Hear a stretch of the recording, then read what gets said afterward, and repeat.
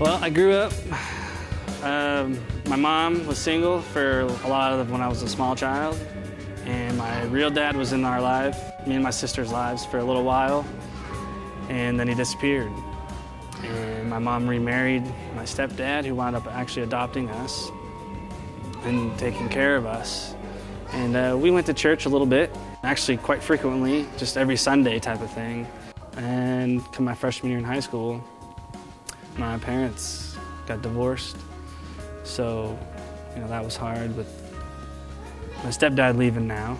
And then my mom having a hard time. So I started the drugs and alcohol scene and did it nonstop. I mean, I would even drink at school. I was never asked where I was going or what I was doing or so much as where's your report card. I would float from friend's house to friend's house and come home every so often. They'd be like, good, you're alive, that's good to know. And, drinking and doing things the whole time.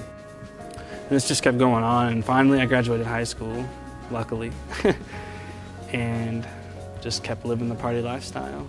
And I turned 21 and it went all downhill from there because I had access to alcohol myself.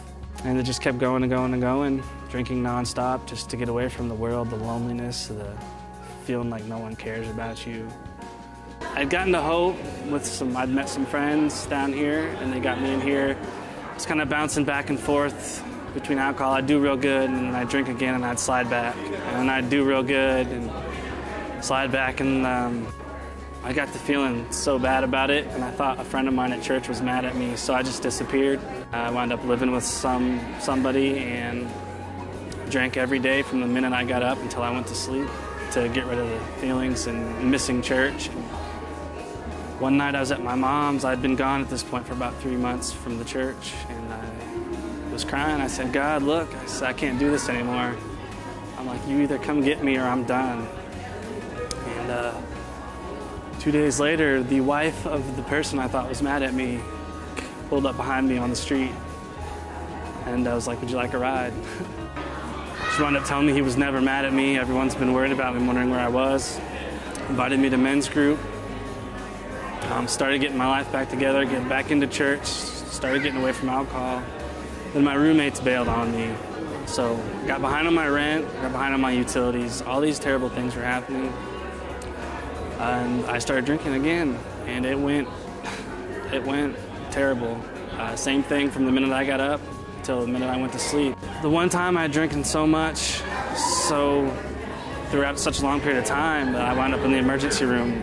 I was so severely dehydrated that the sac between my lungs and my ribs that act as a cushion were actually dried up.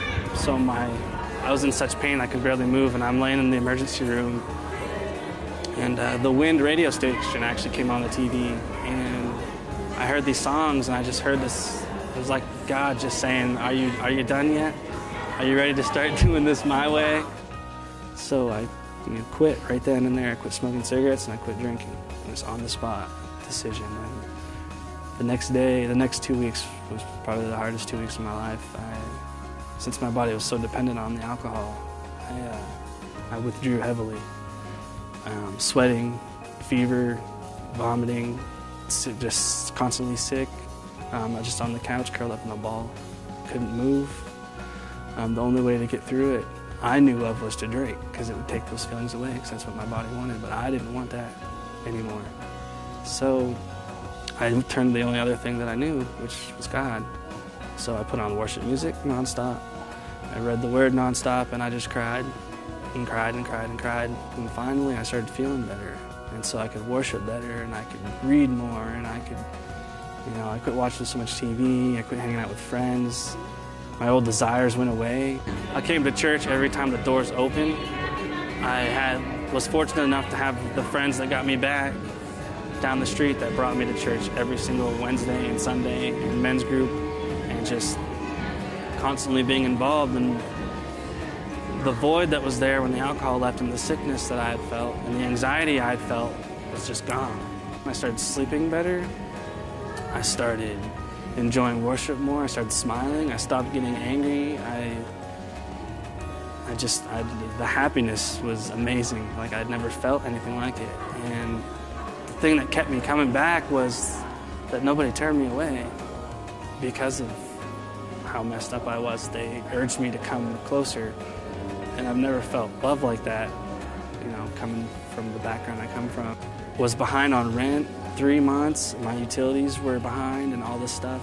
And it's actually the first week of the fast, and I started getting hungry for God and coming after him. I'm like, look, if we're gonna do this thing, you know, I wanna see some results.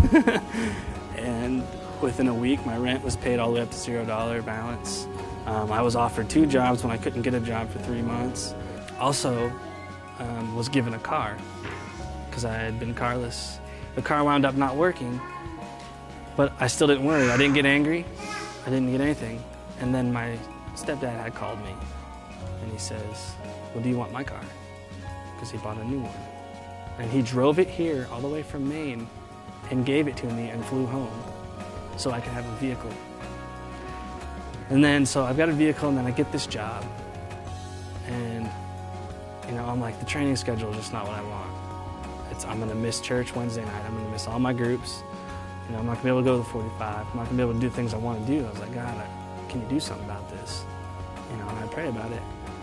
2 days later, they called me asking if I would switch training shifts into the day shift instead of the night shift so that I would be able to then make all these things. Of course, they didn't know that, but I did.